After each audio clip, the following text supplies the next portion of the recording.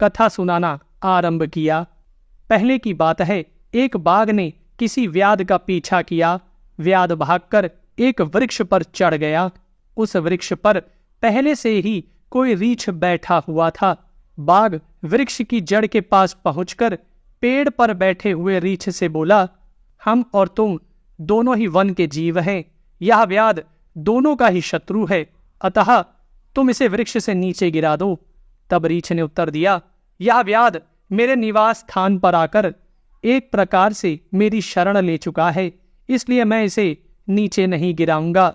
यदि गिरा दूं तो धर्म की हानि होगी। ऐसा कहकर रीछ सो गया। तब बाघ ने व्याध से कहा, देखो, इस सोए हुए रीछ को नीचे गिरा दो, मैं तुम्हारी रक्षा करूंगा। उसके ऐसा कहने पर व्याध ने उस रीछ को धक्का दे दिया, परंतु रीछ अभ्यासवश दूसरी डाल पकड़कर गिरने से बच गया। तब बाघ ने रीछ से कहा, यह व्याध तुमको गिराना चाहता था, अतः अपराधी है, इसलिए अब इसको नीचे ढकेल दो।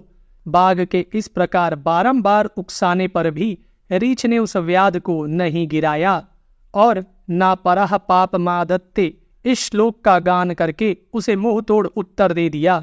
यही है वह प्राचीन कथा। वानरवीर, श्रेष्ठ पुरुष दूसरे पापियों के पाप कर्म को नहीं अपनाते हैं, प्रति उत्तर में उनके साथ स्वयं भी पाप पूर्ण बर्ताव नहीं करना चाहते हैं, अतः अपनी प्रतिज्ञा एवं सदाचार की रक्षा ही करनी चाहिए, क्योंकि साधु पुरुष अपने उत्तम चरित्र से ही विभूषित होते हैं। सदाचार ही उनका आभूषण है। श्रेष्ठ पुरुष को चाहिए कि कोई पापी हो या पुण्यात्मा अथवा वे वध के योग्य अपराध करने वाला ही क्यों ना हो, उन सब पर दया करे, क्योंकि ऐसा कोई भी प्राणी नहीं है जिससे कभी अपराध होता ही ना हो। देवी सीता के ऐसा कहने पर हनुमान जी ने उन्हें इस प्रकार उत्तर दिया, देवी, आप भगवान श्री रामचंद्र जी की धर्मपत्नी हैं, अतः आपका ऐसे सद्गुणों से संपन्न होना उचित ही है। अब आप अपनी ओर से मुझे कोई संदेश दें, मैं श्री रघुनाथ जी के पास जाऊंगा। हनुमान जी के ऐसा कहने पर देवी सीता बोली, मैं अपने भक्त वत्सल स्वामी का दर्शन करना चाहती हूँ। देवी सीता की यह बात सुनकर हनुमान जी उन मिथिलेश कुमारी का हर्ष बढ़ाते हुए इस प्रकार बोली, देवी, जैसे देवी सची देवराज इंद्र का दर्शन करती हैं, उसी प्रकार आप पूर्ण चंद्रमा के समान मनोहर मुख वाले उन भगवान श्री रामचंद्र जी को आज देखेंगी। देवी सीता से ऐसा कहकर हनुमान जी उस स्थान पर लौट आए जहां भगवान श्री रामचंद्र जी विराजमान थे। वहां से लौटते ही कपिवर हनुमान जी ने देवराज इंद्र के तुल्य तेजस्वी श्री रघुनाथ जी से जनक किशोरी देवी सीता जी का दिया हुआ उत्तर क्रमशः कह सुनाया। दोस्तों, तदनंतर परम बुद्धिमान हनुमान जी ने भगवान श्री रामचंद्र जी को प्रणाम करके कहा, भगवान, जिनके लिए इन युद्ध आदि कर्मों का सारा उद्योग आरंभ किया गया था, उन शोक संतप्त देवी सीता को आप दर्शन दें। वे शोक में डूबी रहती हैं, उनके नेत्र अश्रुओं से भरे हुए हैं। आपकी विजय का समाचार सुनकर वे मिथिलेश कुमारी आपका दर्शन करना चाहती हैं। हनुमान जी के ऐसा कहने पर भगवान श्री रामचंद्र जी सहसा ध्यानस्थ हो गए। उनकी आंखें डबडबा आईं और वे लंबी सांस खींचकर भूमि की तरफ देखते हुए पास ही खड़े विभीषण जी से बोले, तुम विदेह नंदनी सीता को दिव्य आभूषणों से विभूषित करके शीघ्र मेरे पास ले आओ। भगवान श्री रामचंद्र जी के ऐसा कहने पर विभीषण जी बड़ी उतावली के साथ अंतःपुर में गए और पहले अपनी स्त्रियों को भेजकर उन्होंने देवी सीता को अपने आने की सूचना दी। इसके पश्चात राक्षसराज विभीषण जी ने स्वयं ही जाकर देवी सीता का दर्शन किया और मस्तक पर अंजलि बांध विनीत भाव से कहा, विदेह कुमारी, आप स्नान करके दिव्य अंगराग तथा दिव्य वस्त्राभूषणों से भूषित होकर सवारी पर बैठिए। आपका कल्याण हो, आपके स्वामी आपको देखना चाहते हैं। उनके ऐसा कहने पर देवी सीता ने विभीषण जी को उत्तर दिया, राक्षसराज, मैं बिना स्नान किए ही अभी पतिदेव के दर्शन करना चाहती हूँ। देवी सीता की यह बात सुनकर विभीषण जी बोले, देवी, आपके पतिदेव भगवान श्री रामचंद्र जी ने जैसी आज्ञा दी है आपको वैसा ही करना चाहिए। विभीषण जी का यह वचन सुनकर पति भक्ति से सुरक्षित देवी सीता ने बहुत अच्छा कहकर स्वामी की आज्ञा शिरोधार्य कर ली। तत्पश्चात विदेह कुमारी ने सिर से स्नान करके सुंदर श्रृंगार किया तथा बहुमूल्य वस्त्र और आभूषण पहनकर वे चलने को तैयार हो गईं। तब विभीषण जी देवी सीता को शिबिका में बिठाकर भगवान श्री रामचंद्र जी के पास ले आए।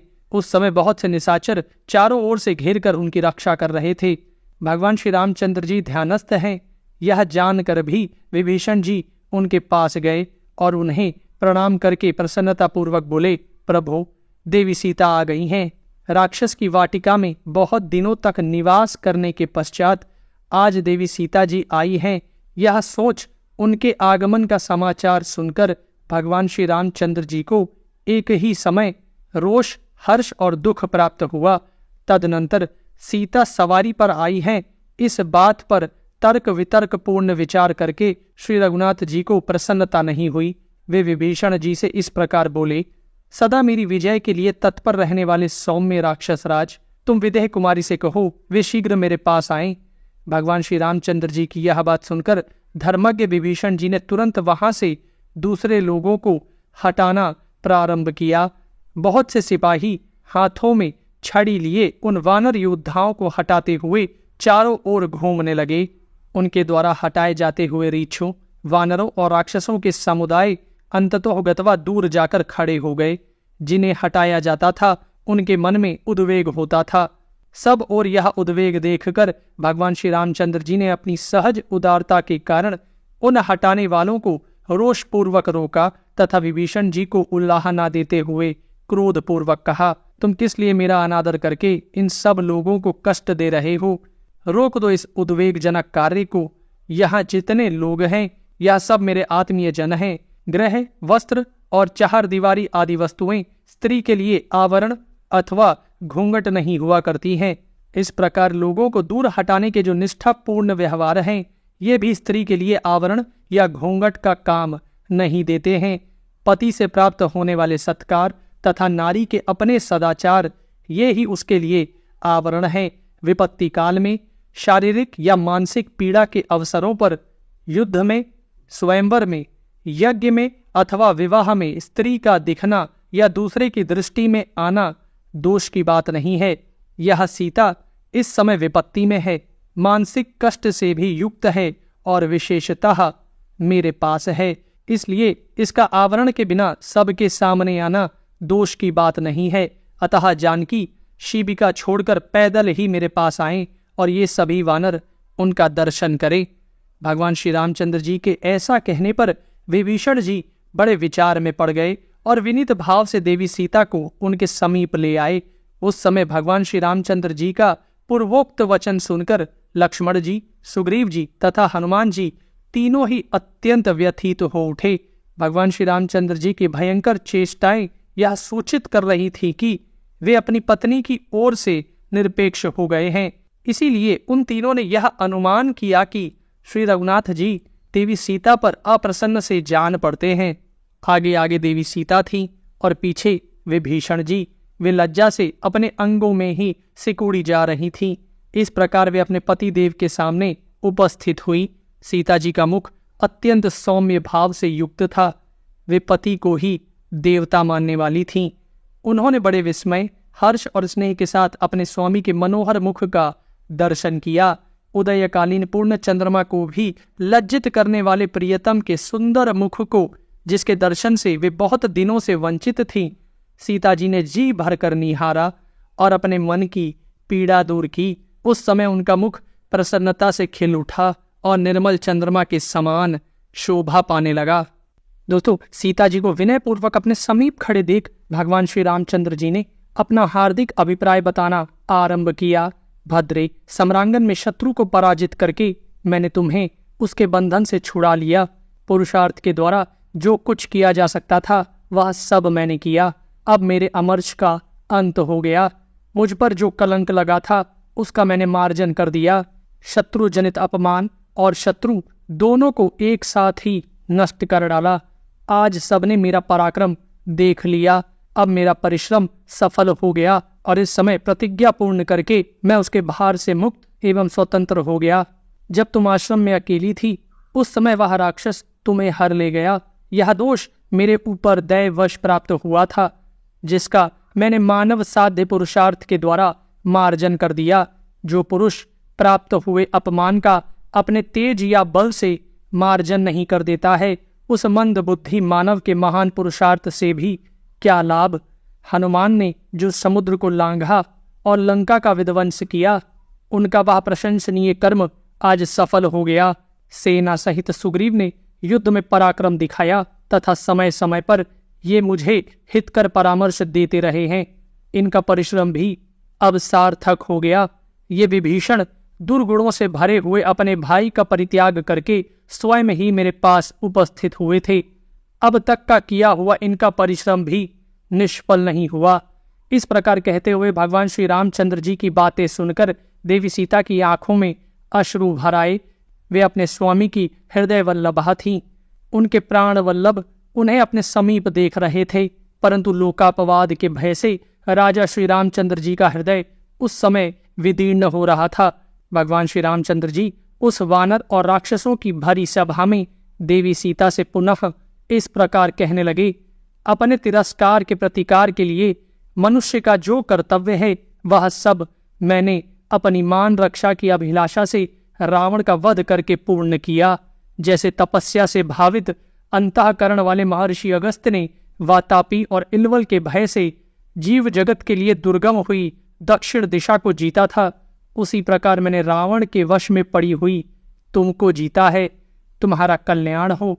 तुम्हें मालूम होना चाहिए कि मैंने जो यह युद्ध का परिश्रम उठाया है तथा इन मित्रों के पराक्रम से जो विजय पाई है, यह सब तुम्हें पाने के लिए नहीं किया गया है। सदाचार की रक्षा, सब ओर फैले हुए अपवाद का निवारण तथा अपने सुविख्यात वंश पर लगे हुए कलंक का परिमार्जन करने के लिए ही यह सब मैंने किया है। तुम्हारे चरित्र में संदेह का अवसर उपस्थित है, फिर भी तुम मेरे सामने खड़ी हो। जैसे आंख के रोगी को दीपक की ज्योति नहीं सुहाती, उसी प्रकार आज तुम मुझे अत्यंत अप्रिय जान पड़ती हो। अतः जनक कुमारी, तुम्हारी जहां इच्छा हो चली जाओ, मैं अपनी ओर से तुम्हें अनुमति देता हूँ। भद्रे, ये 10 दिशाएं तुम्हारे लिए खुली हैं। अब तुमसे मेरा कोई प्रयोजन नहीं है। कौन ऐसा कुलीन होगा जो तेजस्वी होकर भी दूसरे के घर में रही हुई स्त्री को केवल इस लोभ से कि यह मेरे साथ बहुत दिनों तक रहकर सौहार्द स्थापित कर चुकी है, मन से भी ग्रहण कर सकेगा। रावण तुम्हें अपनी गोद में उठा कर ले गया और तुम पर अपनी दूषित दृष्टि डाल चुका है। अपने घर में स्थित देखकर रावण चिरकाल तक तुमसे दूर रहने का कष्ट नहीं सह सका होगा। ऐसी दशा में अपने कुल को महान बताता हुआ मैं पुनः तुम्हें कैसे ग्रहण कर सकता हूँ। अतः जिस उद्देश्य से मैंने तुम्हें जीता था वह सिद्ध हो गया। मेरे कुल के कलंक का मार्जन हो गया। अब मेरी तुम्हारे प्रति ममता अथवा आसक्ति नहीं है, अतः तुम जहां जाना चाहो जा सकती हो। दोस्तों, भगवान श्री रामचंद्र जी ने रोषपूर्वक जब इस प्रकार बात कही, तब उसे सुनकर देवी सीता को बड़ी व्यथा हुई। इतने विशाल जन समुदाय में अपने स्वामी के मुंह से ऐसी बात सुनकर मिथिलेश कुमारी लाज से गड़ गईं। उनके नेत्रों से अश्रुओं का अविरल प्रवाह जारी हो गया।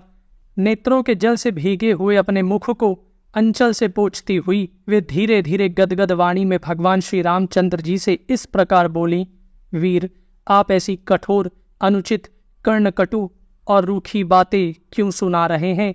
महाबाहो, आप मुझे अब जैसी समझते हैं वैसी मैं नहीं हूँ। मुझ पर विश्वास कीजिए। मैं अपने सदाचार की ही शपथ खाकर कहती हूँ कि मैं संदेह के योग्य नहीं हूँ। प्रभो, रावण के शरीर से जो मेरे शरीर का स्पर्श हो गया है, उसमें मेरी विवशता ही कारण है। मैंने स्वेच्छा से ऐसा नहीं किया था। इसमें मेरे दुर्भाग्य का ही दोष है। जो मेरे अधीन है वह मेरा हृदय सदा आप में ही लगा रहता है, उस पर दूसरा कोई अधिकार नहीं कर सकता। परंतु मेरे अंग तो पराधीन थे, उनका यदि दूसरे से स्पर्श हो गया तो मैं विवश अबला क्या कर सकती थी? दूसरों को मान देने वाले प्राणनाथ, हम दोनों का परस्पर अनुराग सदा साथ साथ बढ़ा है। हम सदा एक साथ रहते आए हैं। इतने पर भी यदि आपने मुझे नहीं समझा तो मैं सदा के लिए मारी गई। महाराज, लंका में मुझे देखने के लिए जब आपने महावीर हनुमान जी को भेजा था, उसी समय मुझे क्यों नहीं त्याग दिया? उस समय वानर वीर हनुमान के मुख से आपके द्वारा अपने त्याग की बात सुनकर तत्काल इनके सामने ही मैंने अपने प्राणों का परित्याग कर दिया होता, तब इस प्रकार अपने जीवन को संकट में डालकर आपको यह युद्ध आदि का व्यर्थ परिश्रम नहीं करना पड़ता तथा आपके मित्र लोग भी अकारण कष्ट नहीं उठाते। सदाचार के मर्म को जानने वाले देवता, राजा जनक की यज्ञ भूमि से आविर्भूत होने के कारण ही मुझे जानकी कहकर पुकारा जाता है। वास्तव में मेरी उत्पत्ति जनक जी से नहीं हुई है, मैं भूतल से प्रकट हुई हूँ। साधारण मानव जाति से विलक्षण हूँ, दिव्य हूँ। उसी प्रकार मेरा आचार विचार भी अलौकिक एवं दिव्य है। मुझ में चारित्रिक बल विद्यमान है, परंतु आपने मेरी इन विशेषताओं को अधिक महत्व नहीं दिया। बाल्यावस्था में आपने मेरा पाणी ग्रहण किया है, इसकी ओर भी ध्यान नहीं दिया। आपके प्रति मेरे हृदय में जो भक्ति है और मुझ में जो शील है, वह सब आपने एक साथ ही भुला दिया। इतना कहते कहते देवी सीता का गला भर आया। वे रोती और अश्रु बहाती हुई दुखी एवं चिंता मग्न होकर बैठे हुए लक्ष्मण जी से गदगद वाणी में बोली, सुमित्रा नंदन, मेरे लिए चिता तैयार कर दो। मेरे इस दुख का यही उपाय है। मिथ्या कलंक से कलंकित होकर मैं जीवित नहीं रह सकती। मेरे स्वामी मेरे गुणों से प्रसन्न नहीं है, इन्होंने भरी सभा में मेरा परित्याग कर दिया है। ऐसी दशा में मेरे लिए जो उचित मार्ग है उस पर जाने के लिए मैं अग्नि में प्रवेश करूंगी। देवी सीता के ऐसा कहने पर लक्ष्मण जी ने अमर्ष के वशीभूत होकर भगवान श्री रामचंद्र जी की ओर देखा। उनसे देवी सीता का वह अपमान सहा नहीं जाता था, परंतु भगवान श्री रामचंद्र जी के संकेत से सूचित होने वाले उनके हार्दिक अभिप्राय को जानकर लक्ष्मण जी ने उनकी सम्मति से ही चिता तैयार की। उस समय भगवान श्री रामचंद्र जी संहारकारी यमराज के समान लोगों के मन में भय उत्पन्न कर रहे थे। उनका कोई भी मित्र उन्हें समझाने, उनसे कुछ कहने अथवा उनकी ओर देखने का साहस ना कर सका। भगवान सिर झुकाए खड़े थे। उसी अवस्था में देवी सीता ने उनकी परिक्रमा की। तत्पश्चात वह प्रज्वलित अग्नि के पास गईं। वहां देवताओं तथा ब्राह्मणों को प्रणाम करके देवी सीता ने दोनों हाथ जोड़कर अग्निदेव के समीप इस प्रकार कहा, यदि मेरा हृदय कभी एक क्षण के लिए भी भगवान श्री रामचंद्र जी से दूर न हुआ हो तो संपूर्ण जगत के साक्षी अग्निदेव मेरी सब ओर से रक्षा करें।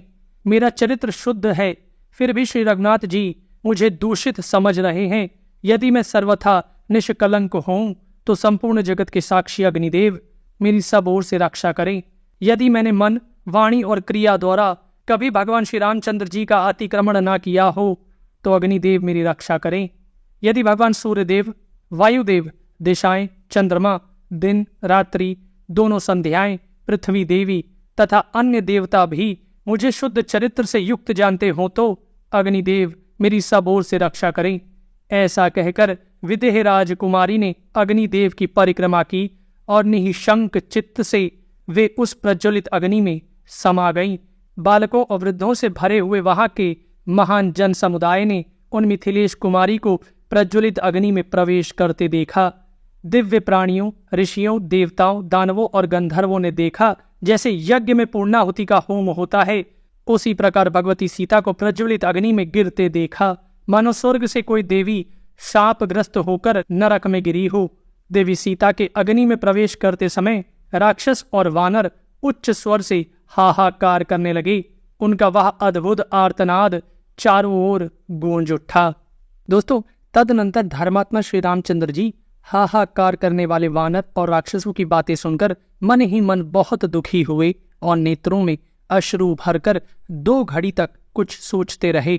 इसी समय महर्षि विश्रवा के पुत्र यक्षराज कुबेर देव, पितरों सहित यमराज, देवराज इंद्र, जल के अधिपति वरुण देव, त्रिनेत्रधारी भगवान महादेव जी तथा संपूर्ण जगत के सृष्टा परमपिता भगवान ब्रह्मा जी, ये सब देवता लंकापुरी में आकर भगवान श्री रामचंद्र जी के पास गए। भगवान श्री रामचंद्र जी उनके सामने हाथ जोड़कर खड़े हुए तो वे श्रेष्ठ देवता अपनी विशाल भुजाओं को उठाकर उनसे बोले, श्री राम, आप संपूर्ण विश्व के उत्पादक, ज्ञानियों में श्रेष्ठ और सर्वव्यापक हैं। तत्पश्चात इस समय अग्नि में समाई हुई देवी सीता की उपेक्षा कैसे कर रहे हैं? आप समस्त देवताओं में श्रेष्ठ भगवान विष्णु जी ही हैं। इस बात को कैसे नहीं समझ रहे हैं?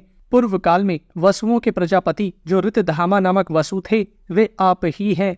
आप तीनों लोकों के आदिकर्ता स्वयं प्रभु हैं। रुद्रों में 8वें रुद्र और साध्यों में 5वें साध्य भी आप ही हैं। 2 अश्विनी कुमार आपके कान हैं और सूर्यदेव तथा चंद्रदेव आपके नेत्र हैं। शत्रुओं को संताप देने वाले देव सृष्टि के आदि, अंत और मध्य में भी आप ही दिखाई देते हैं। उसके पश्चात भी एक साधारण मनुष्य की भांति आप देवी सीता की उपेक्षा क्यों कर रहे हैं? उन लोकपालों के ऐसा कहने पर भगवान श्री रामचंद्र जी ने उन श्रेष्ठ देवताओं से कहा, देवगण, मैं तो अपने को मनुष्य दशरथ जी पुत्र राम ही समझता हूँ। भगवान, मैं जो हूँ और जहाँ से आया हूँ वह सब आप ही मुझे बताइए। श्री रघुनाथ जी के ऐसा कहने पर परमपिता ब्रह्मा जी ने इस प्रकार कहा, सत्य पराक्रमी श्री रघुवीर, आप मेरी सच्ची बात सुनिए। आप चक्र धारण करने वाले सर्व समर्थ श्रीमान भगवान नारायण देव हैं। एक दाढ़ वाले पृथ्वीधारी वराह हैं तथा देवताओं के भूत एवं भावी शत्रुओं को जीतने वाले हैं। रघुनंदन, आप अविनाशी पर ब्रह्म हैं। सृष्टि के आदि, मध्य और अंत में सत्य रूप से विद्यमान हैं। आप ही लोकों के परम धर्म हैं। आप ही विश्वक्सेन तथा 4 भुजाधारी श्रीहरि हैं। आप ही सारंग धनवा, ऋषिकेश, अंतर्यामी पुरुष और पुरुषोत्तम हैं। आप किसी से पराजित नहीं होते। आप नंदक नामक खड्ग धारण करने वाले भगवान विष्णु एवं महाबली भगवान कृष्ण हैं। आप ही देव सेनापति तथा गांवों के मुखिया अथवा नेता हैं। आप ही बुद्धि, सत्व, क्षमा, इंद्रिय निग्रह तथा सृष्टि एवं प्रलय के कारण हैं। आप ही भगवान उपेंद्र और भगवान मधुसूदन हैं। देवराज इंद्र को भी उत्पन्न करने वाले भगवान महेंद्र और युद्ध का अंत करने वाले भगवान पद्मनाभ भी आप ही हैं। दिव्य महर्षिगण आपको शरणदाता तथा शरणागत वत्सल बताते हैं। आप ही सहस्त्रों शाखा रूप सिंह तथा सैकड़ों विधि वाक्य रूप मस्तकों से युक्त वेद रूप महावृषभ हैं। आप ही तीनों लोकों के आदिकर्ता और स्वयं प्रभु हैं। आप सिद्ध और साध्यों के आश्रय तथा पूर्वज हैं। यज्ञ, वष्टकार और ओंकार भी आप ही हैं। आप श्रेष्ठ से भी श्रेष्ठ परमात्मा हैं। आपके आविर्भाव और तिरोभाव को कोई नहीं जानता। आप कौन हैं इसका भी किसी को पता नहीं है। समस्त प्राणियों में, गौओं में तथा ब्राह्मणों में भी आप ही दिखाई देते हैं। समस्त दिशाओं में, आकाश में, पर्वतों में और नदियों में भी आपकी ही सत्ता है। आपके सहस्त्रों चरण, सैकड़ों मस्तक और सहस्त्रों नेत्र हैं। आप ही संपूर्ण प्राणियों को, पृथ्वी को और समस्त पर्वतों को धारण करते हैं। पृथ्वी का अंत हो जाने पर आप ही जल के ऊपर महान सर्प शेषनाग के रूप में दिखाई देते हैं। श्री राम, आप ही तीनों लोकों को तथा देवता, गंधर्व और दानवों को धारण करने वाले हैं। विराट पुरुष भगवान नारायण हैं। सबके हृदय में रमण करने वाले परमात्मन, मैं ब्रह्मा आपका हृदय हूँ और देवी सरस्वती आपकी जिह्वा है। प्रभो, मुझ ब्रह्मा ने जिनकी सृष्टि की है वे सब देवता आपके विराट शरीर में रोम हैं। आपके नेत्रों का बंद होना रात्रि और खुलना ही दिन है। वेद आपके संस्कार हैं। आपके बिना इस जगत का अस्तित्व नहीं है। संपूर्ण विश्व आपका शरीर है। पृथ्वी आपकी स्थिरता है। अग्नि आपका कोप और चंद्रमा प्रसन्नता है। वक्ष स्थल में श्रीवत्स का चिन्ह धारण करने वाले भगवान विष्णु आप ही हैं। पूर्व काल में आपने ही तीनों लोक नाप लिए थे। आपने अत्यंत दारुण दैत्य बलि को बांधकर इंद्र को तीनों लोकों का राजा बनाया था। देवी सीता साक्षात लक्ष्मी है और आप भगवान विष्णु हैं। आप ही सच्चिदानंद स्वरूप भगवान श्री कृष्ण एवं प्रजापति हैं। धर्मात्माओं में श्रेष्ठ रघुवीर, आपने रावण का वध करने के लिए ही इस लोक में मनुष्य के शरीर में प्रवेश किया था। हम लोगों का काम आपने संपन्न कर दिया। श्री राम, आपके द्वारा रावण मारा गया। अब आप प्रसन्नता पूर्वक अपने धाम में पधारिए। देव, आपका बल अमोघ है। आपके पराक्रम भी व्यर्थ होने वाले नहीं है। श्री राम, आपके दर्शन अमोघ हैं। आपका स्तवन भी अमोघ है तथा आप में भक्ति रखने वाले मनुष्य भी इस भूमंडल में अमोघ ही होंगे। आप पुराण पुरुषोत्तम हैं। दिव्य रूपधारी परमात्मा हैं। जो लोग आप में भक्ति रखेंगे वे इस लोक और परलोक में अपने सभी मनोरथ प्राप्त कर लेंगे। यह परम ऋषि भगवान ब्रह्मा जी का कहा हुआ दिव्य स्तोत्र तथा पुरातन इतिहास है। जो लोग इसका कीर्तन करेंगे उनका कभी पराभव नहीं होगा। दोस्तों, परमपिता ब्रह्मा जी के कहे हुए इन शुभ वचनों को सुनकर अग्निदेव विदेह नंदनी सीता जी को पिता की भांति गोद में लिए चिता से ऊपर को उठे। उस चिता को हिलाकर इधर उधर बिखराते हुए दिव्य रूपधारी हव्य वाहन अग्निदेव वैदेही देवी सीता को साथ लिए तुरंत ही उठकर खड़े हो गए। अनिंद देवी सती साध्वी सीता का अग्नि में प्रवेश करते समय जैसा रूप और वेश था, वैसे ही रूप सौंदर्य से प्रकाशित होती हुई उन वैदेही को गोद में लेकर अग्निदेव ने श्री रामचंद्र जी को समर्पित कर दिया। उस समय लोक साक्षी अग्निदेव ने भगवान श्री रामचंद्र जी से कहा, श्री राम, यहाँ आपकी धर्मपत्नी विदेह कुमारी सीता है, इसमें कोई पाप अथवा दोष नहीं है। उत्तम आचार वाली इस शुभ लक्षणा सती ने मन, वाणी, बुद्धि अथवा नेत्रों द्वारा भी आपके सिवा किसी दूसरे पुरुष का आश्रय नहीं लिया। इसने सदा सदाचार परायण आपका ही आराधन किया है। अपने बल पराक्रम का गर्व करने वाले राक्षस रावण ने जब इसका अपहरण किया था, उस समय यह सती सूने आश्रम में अकेली थी। आप इसके पास नहीं थे, अतः यह विवश थी। इसका कोई वश नहीं चला। रावण ने इसे लाकर अंतःपुर में बंधक बनाकर रख लिया। तब भी इसका चित्त आप में ही लगा रहा। यह आप ही को अपना परम आश्रय मानती रही। तत्पश्चात इन देवी को भांति भांति के प्रलोभन दिए गए। इस मिथिलेश कुमारी पर डांट फटकार भी पड़ी, परंतु इसकी अंतरात्मा निरंतर आपके ही चिंतन में लगी रही। इसने उस राक्षस रावण के विषय में कभी एक बार भी नहीं सोचा, अतः इसका भाव सर्वथा शुद्ध है। यह मिथिलेश नंदनी सर्वथा निष्पाप है। आप इसे सादर स्वीकार करें। मैं आपको आज्ञा देता हूँ, आप इससे कभी कोई कठोर बात ना कहें। अग्निदेव की यह बात सुनकर भगवान श्री रामचंद्र जी का मन प्रसन्न हो गया। उनके नेत्रों से आनंद के अश्रु छलक आए। तदनंतर भगवान श्री रामचंद्र जी ने अग्निदेव से उनकी पूर्वोक्त बात के उत्तर में कहा, भगवान, लोगों में सीता जी की पवित्रता का विश्वास दिलाने के लिए इनकी यह शुद्धि विषयक परीक्षा आवश्यक थी, क्योंकि शुभ लक्षणा सीता को विवश होकर दीर्घ काल तक रावण के अंतःपुर में रहना पड़ा है। यदि मैं जानकी नंदनी की शुद्धि के विषय में परीक्षा ना करता तो लोग यही कहते कि दशरथ कुमार श्री राम बड़ा ही मूर्ख और कामी है।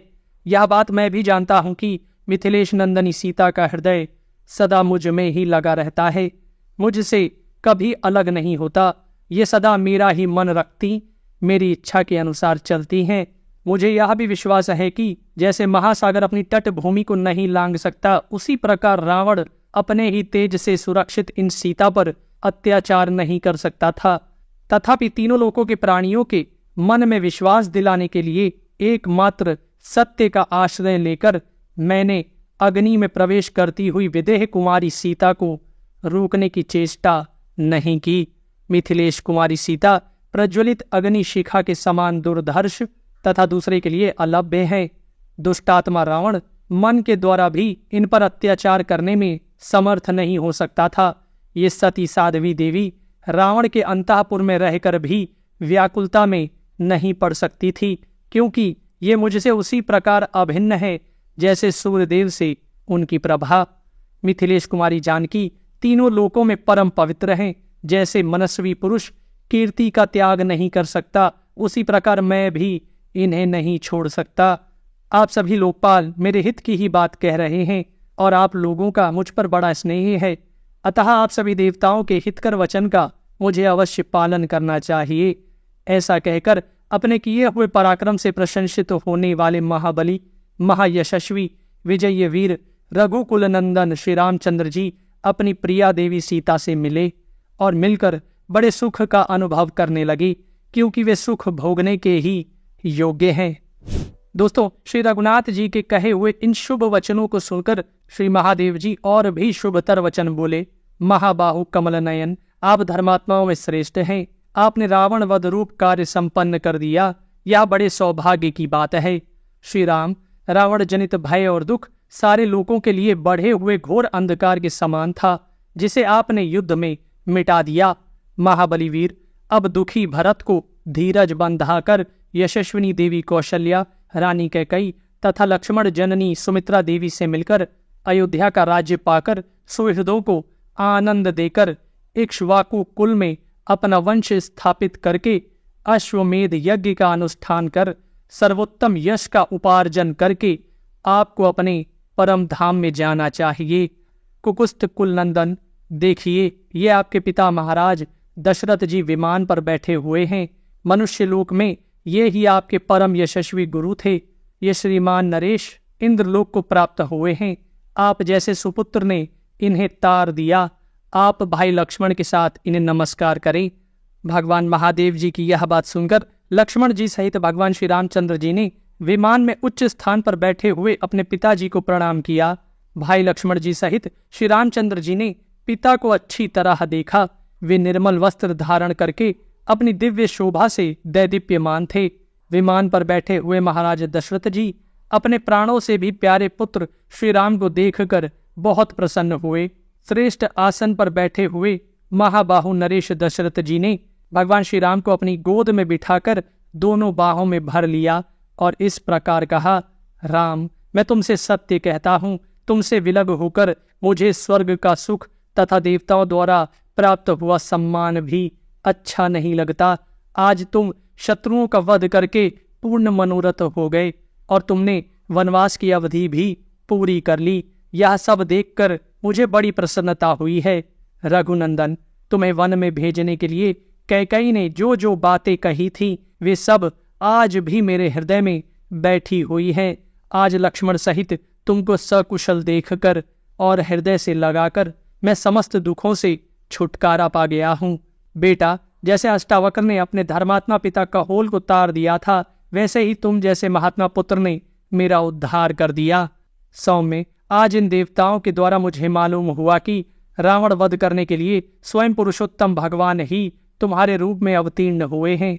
श्री राम, कौशल्या का जीवन सार्थक है, जो वन से लौटने पर तुम जैसे वीर पुत्र को अपने महल में हर्ष और उल्लास के साथ देखेंगी। रघुनंदन, वे प्रजाजन भी कृतार्थ हैं जो अयोध्या पहुंचने पर तुम्हें राज्य सिंहासन पर भूमिपाल के रूप में अभिषिक्त होते देखेंगे। भरत बड़ा ही धर्मात्मा, पवित्र और बलवान है। वह तुम में सच्चा अनुराग रखता है। मैं उसके साथ तुम्हारा शीघ्र ही मिलन देखना चाहता हूँ। सौम्य, तुमने मेरी प्रसन्नता के लिए लक्ष्मण और सीता के साथ रहते हुए वन में 14 वर्ष व्यतीत किए। अब तुम्हारे वनवास की अवधि पूरी हो गई। इससे तुम्हें स्पृहणीय यश प्राप्त हुआ है।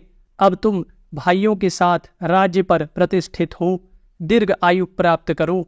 जब महाराज दशरथ जी इस प्रकार कह चुके, तब श्री रामचंद्र जी हाथ जोड़कर उनसे बोले, धर्मज्ञ महाराज, आप माता कैकेयी और भरत पर प्रसन्न हो, उन दोनों पर कृपा करें। प्रभु, आपने जो माता कैकेयी से कहा था कि मैं पुत्र सहित तेरा त्याग करता हूँ, आपका वह घोर शाप पुत्र सहित माता कैकेयी का स्पर्श न करे। तब श्री रामचंद्र जी से बहुत अच्छा कहकर महाराज दशरथ जी ने उनकी प्रार्थना स्वीकार कर ली और हाथ जोड़े खड़े हुए लक्ष्मण जी को हृदय से लगाकर कहा, वत्स, तुमने विदेह नंदनी सीता के साथ श्री राम की भक्ति पूर्वक सेवा करके मुझे बहुत प्रसन्न किया है।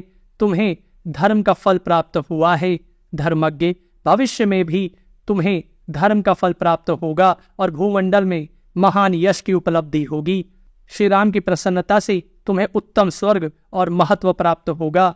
सुमित्रा का आनंद बढ़ाने वाले लक्ष्मण, तुम्हारा कल्याण हो। तुम श्री राम की निरंतर सेवा करते रहो। ये श्री राम सदा संपूर्ण लोकों के हित में तत्पर रहते हैं। देखो, देवराज इंद्र सहित ये तीनों लोकपाल, सिद्ध और महर्षि भी परमात्मा स्वरूप पुरुषोत्तम श्री राम को प्रणाम करके इनका पूजन कर रहे हैं। सौम्य, ये श्री राम देवताओं के हृदय और परम गुह्य तत्व है। यही वेदों द्वारा प्रतिपादित अव्यक्त एवं अविनाशी ब्रह्म है। विदेह नंदनी सीता के साथ शांत भाव से इनकी सेवा करते हुए तुमने संपूर्ण धर्माचरण का फल और महान यश प्राप्त किया है। लक्ष्मण से ऐसा कहकर महाराज दशरथ जी ने हाथ जोड़कर खड़ी हुई पुत्र वधू सीता को बेटी कहकर पुकारा और मधुर वाणी में कहा, विदेह नंदनी, तुम्हें इस त्याग को लेकर श्री राम पर कुपित नहीं होना चाहिए, क्योंकि ये तुम्हारे हितैषी हैं और संसार में तुम्हारी पवित्रता प्रकट करने के लिए ही इन्होंने ऐसा व्यवहार किया है। बेटी, तुमने अपने विशुद्ध चरित्र को परिलक्षित कराने के लिए जो अग्नि प्रवेश रूप कार्य किया है, यह दूसरी स्त्रियों के लिए अत्यंत दुष्कर है। तुम्हारा यह कर्म अन्य नारियों के यश को ढक लेगा। पति सेवा के संबंध में भले ही तुम्हें कोई उपदेश देने की आवश्यकता ना हो, किंतु इतना तो मुझे अवश्य बता देना चाहिए कि ये श्री राम ही तुम्हारे सबसे बड़े देवता हैं। इस प्रकार दोनों पुत्रों और सीता को आदेश एवं उपदेश देकर रघुवंशी महाराज दशरथ जी विमान के द्वारा इंद्रलोक को चले गए। दोस्तों, महाराज दशरथ जी के लौट जाने पर देवराज इंद्र ने अत्यंत प्रसन्न हो हाथ जोड़े खड़े हुए श्री रघुनाथ जी से कहा, नरश्रेष्ठ श्री राम, तुम्हें जो हमारा दर्शन हुआ वह व्यर्थ नहीं जाना चाहिए और हम तुम पर बहुत प्रसन्न हैं। इसलिए तुम्हारे मन में जो इच्छा हो वह मुझसे कहो। महात्मा इंद्रदेव ने जब प्रसन्न होकर ऐसी बात कही तब श्री रघुनाथ जी के मन में बड़ी प्रसन्नता हुई। उन्होंने हर्ष से भरकर कहा, श्रेष्ठ देवेश्वर, यदि आप मुझ पर प्रसन्न हैं तो मैं आपसे एक प्रार्थना करूंगा। आप मेरी उस प्रार्थना को सफल करें। मेरे लिए युद्ध में पराक्रम करके जो यमलोक को चले गए हैं वे सब वानर नया जीवन पाकर उठ खड़े हों। दूसरों को मान देने वाले देवराज, मैं उन वानर लंगूर और भालुओं को निरोग, व्रणहीन और बल पौरुष से संपन्न देखना चाहता हूँ। और ये वानर जिस स्थान पर रहें वहां असमय में भी फल मूल और पुष्पों की भरमार रहे तथा निर्मल जल वाली नदियां बहती रहें। महात्मा श्री रघुनाथ जी की यह बात सुनकर भगवान महेंद्र ने प्रसन्नता पूर्वक यूं उत्तर दिया, तात रघुवंश विभूषण, आपने जो वर मांगा है यह बहुत बड़ा है, तथापि मैंने कभी दो प्रकार की बात नहीं की है। इसलिए यह वर अवश्य सफल होगा। जो युद्ध में मारे गए हैं और राक्षसों ने जिनके मस्तक तथा भुजाएं काट डाली हैं वे सब वानर, भालू और लंगूर जी उठें। नींद टूटने पर सोकर उठे हुए मनुष्य की भांति वे सभी वानर निरोग, व्रणहीन तथा बल पौरुष से संपन्न होकर उठ बैठेंगे। वीर, ये वानर जहां रहेंगे वहां असमय में भी वृक्ष फल फूलों से लद जाएंगे और नदियां जल से भरी रहेंगी। देवराजेंद्र के इस प्रकार कहने पर वे सब श्रेष्ठ वानर, जिनके सब अंग शत विशत थे, वे अपने अंगों से संपन्न हो गए और सभी सोकर जगे हुए की भांति सहसा उठकर खड़े हो गए। उन्हें इस प्रकार जीवित होते देख सब वानर आश्चर्यचकित हो गए। श्री रामचंद्र जी को सफल मनोरथ हुआ देख समस्त श्रेष्ठ देवता अत्यंत प्रसन्न हो लक्ष्मण जी सहित श्री रामचंद्र जी की स्तुति करने लगे। राजन, अब आप यहाँ से अयोध्या को पधारें और समस्त वानरों को विदा कर दें। ये देवी सीता सदा आप में अनुराग रखती हैं, इन्हें सांत्वना दीजिए। और भाई भरत आपके शोक से पीड़ित हो व्रत कर रहे हैं, अतः उनसे जाकर मिलिए। परंतु आप महात्मा शत्रुघ्न से और समस्त माताओं से भी जाकर मिलें, अपना अभिषेक करावें और पूर्ववासियों को हर्ष प्रदान करें। श्री रामचंद्र जी और लक्ष्मण जी से ऐसा कहकर देवराज इंद्र सब देवताओं के साथ अपने तेजस्वी विमानों द्वारा बड़ी प्रसन्नता के साथ अपने लोक को चले गए।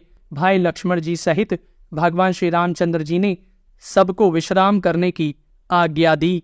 श्री रामचंद्र जी और लक्ष्मण जी के द्वारा सुरक्षित तथा हष्ट पुष्ट सैनिकों से भरी हुई वह यशस्विनी विशाल सेना चंद्रमा की चांदनी से प्रकाशित होने वाली रात्रि के समान अद्भुत शोभा से उद्भासित होती हुई विराज रही थी।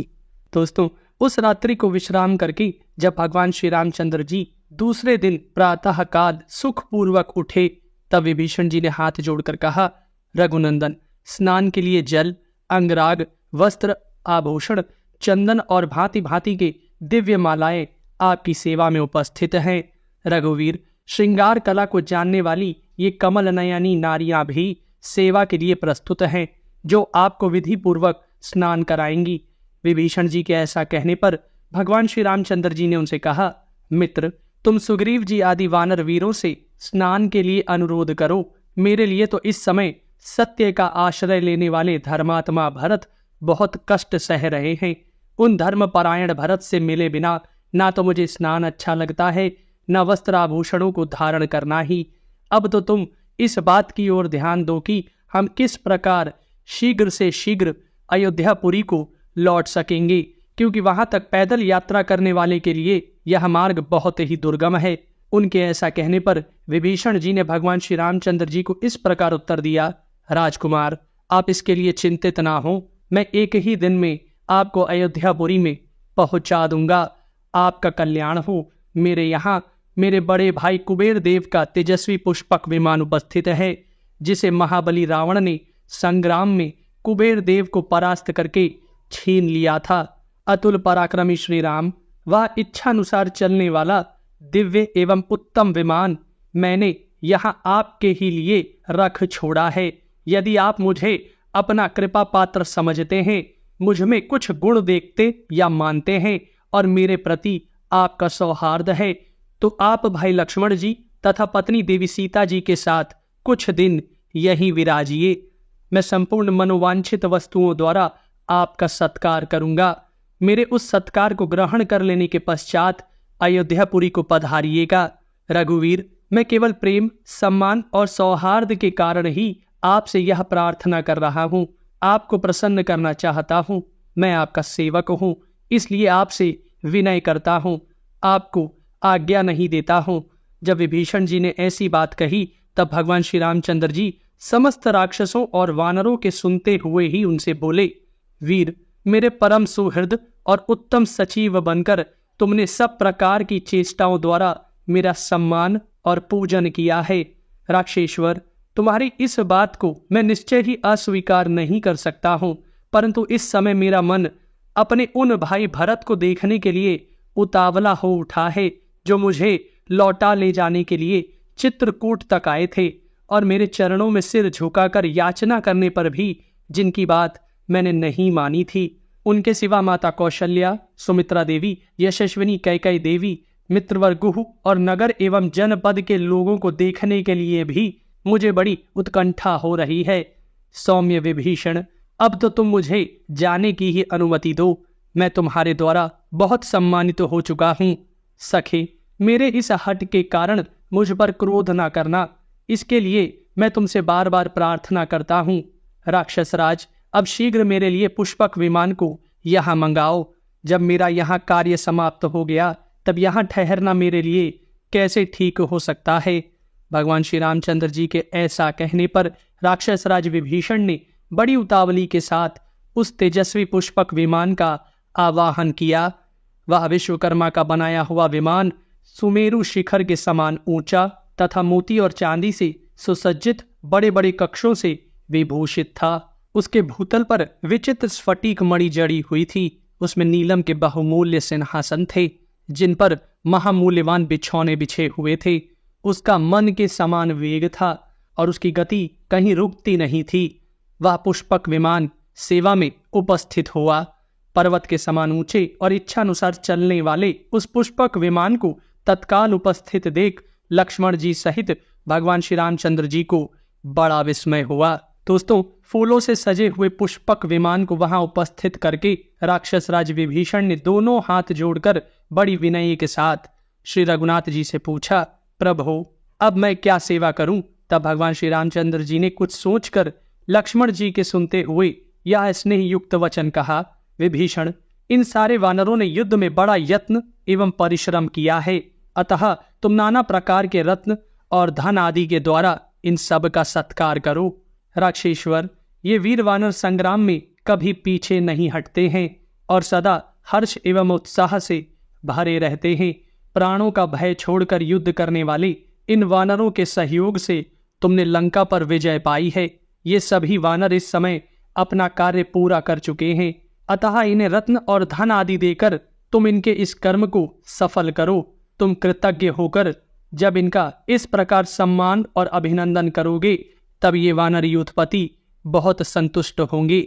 राक्षसराज, जो राजा सेवकों में प्रेम उत्पन्न करने वाले दान मान आदि सब गुणों से रहित होता है, उसे युद्ध के अवसर पर उद्विग्न हुई सेना छोड़कर चल देती है। वह समझती है कि यह व्यर्थ ही हमारा वध करा रहा है। हमारे भरण पोषण का या योग क्षेम की चिंता इसे बिल्कुल नहीं है। भगवान श्री रामचंद्र जी के कहने पर विभीषण जी ने उन सब वानरों को रत्न और धन देकर सभी का पूजन सत्कार किया। उन वानर यूथपतियों को रत्न और धन से पूजित हुआ देख भगवान श्री रामचंद्र जी देवी सीता और लक्ष्मण जी के साथ उस पुष्पक विमान पर आरूढ़ हुए। विमान पर बैठकर समस्त वानरों को समादर करते हुए भगवान श्री रामचंद्र जी ने विभीषण सहित वानर राज सुग्रीव से कहा, वानर श्रेष्ठ वीरों, आप लोगों ने अपने इस मित्र का कार्य मित्रोचित रीति से ही भली भांति संपन्न किया। अब आप अपने अपने अभिष्ट स्थानों को चले जाएं। सखे सुग्रीव, एक हितैषी एवं प्रेमी मित्र को जो कार्य करना चाहिए वह सब तुमने पूरा पूरा कर दिखाया, क्योंकि तुम अधर्म से भयभीत रहने वाले हो। वानरराज, अब तुम अपनी सेना के साथ शीघ्र ही किष्किंधापुरी को चले जाओ। विभीषण, तुम भी लंका में मेरे दिए हुए अपने राज्य पर स्थिर रहो। अब देवराज इंद्र आदि देवता भी तुम्हारा कुछ अहित नहीं कर सकते हैं।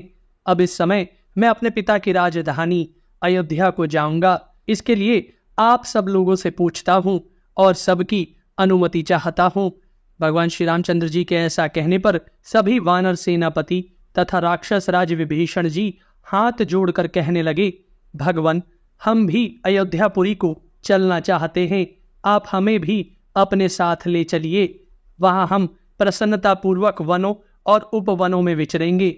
नृपश्रेष्ठ, राज्याभिषेक के समय मंत्रपूत जल से भीगे हुए आपके श्री विग्रह की झांकी करके माता कौशल्या देवी के चरणों में मस्तक झुकाकर हम शीघ्र अपने स्थान को लौट आएंगे। विभीषण जी सहित वानरों के इस प्रकार अनुरोध करने पर श्री रामचंद्र जी ने सुग्रीव जी तथा विभीषण जी सहित उन वानरों से कहा, मित्रों, यह तो मेरे लिए प्रिय से भी प्रिय बात होगी यदि मैं आप सभी सुहृदों के साथ अयोध्यापुरी को चल सकूं।